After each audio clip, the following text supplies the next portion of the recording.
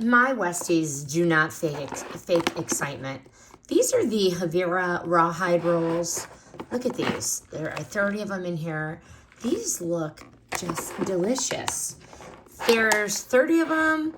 They are these Chew Sticks triple flavor Rawhide rolls. And they are an instant, yes, gimme, gimme, gimme. They go crazy with these. The triple flavor keeps them so focused. They don't walk away. They don't get bored. And it's good chew time. It actually keeps them busy for quite some time. The size is so perfect.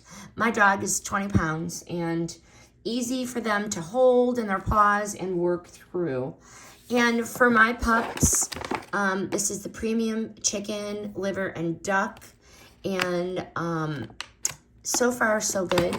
We've had no tummy issues.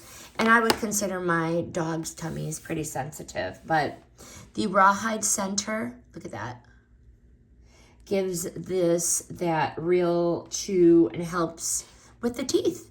And isn't that really, you know, we like a little teeth cleaning, but easy to use as a daily treat without overthinking. These are the Havira triple flavor Rawhide rolls. My dogs highly recommend. This review is sponsored by the brand.